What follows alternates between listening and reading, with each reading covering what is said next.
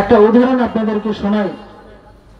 তাফসীর ইবনে কাসিরের মধ্যে আনেন যে মূসা আলাইহিস সালাম এবং তার স্ত্রীর যে ঘটনা, মূসা আলাইহিস সালাম ফেরাউন এবং তার স্ত্রীর যে ঘটনাটা, এখানে আমি মুহাব্বত নিয়ে কথা বলছি। হাদিসের মধ্যে যে 4টা স্টেপের কথা বলা হয়েছে, 4 নম্বর যে স্টেপটা মুহাব্বত, আলেমদেরকে মুহাব্বত করা, এই যে স্টেপটা, এটা নিয়ে আমি কথা বলছি। সে উদাহরণটি হলো যে ফেরাউন এবং তার স্ত্রী, তাদের মধ্যে তারা দুজন মূসা আলাইহিস সালামকে কিরকম মুহাব্বত করতেন। মূসা আলাইহিস সালামের যখন বাক্সতে করে নদীতে ভেসে এসেছেন, তখন ওই ফেরাউনের ঘাটে এসে সেটা ভিড়ে, তখন ফেরাউনের স্ত্রী এই বাক্সটা উঠিয়ে দেখে যে বাক্সটার মধ্যে একজন বাচ্চা।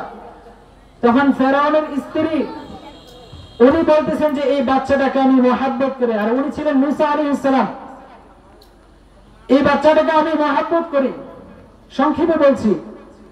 আর ফেরাউন বলছিল যে না, আমি বাচ্চাকে মুহাব্বত করি না। এটা কারণ আছে, আপনারা এই ঘটনা জানেন। এই যে মুহাব্বত করা, ফেরাউনের স্ত্রী বলেছিলেন যে আমি মুহাব্বত করি, আর ফেরাউন বলেছিল আমি মুহাব্বত করি না, যার ফলে ফেরাউনের স্ত্রী মৃত্যুর আগে মুমিন হয়ে ইসলাম গ্রহণ করে ঈমান নিয়ে মৃত্যুবরণ করেছে। আর ফেরাউন তার মৃত্যুবরণের সময় তার কালিমা তার ঝুটে নাই, তার কপালে কালিমা ঝুটে নাই, তার কালিমা সে ধরতে পারে নাই, ঈমান নিয়ে মরতে পারে নাই, যার কারণে সে জাহান্নামী হয়েছে। এটা হলো আমরা মৃত্যুবরণের সময় এই ইলম করার অর্জনের মাধ্যমে আমাদের কি ফায়দা।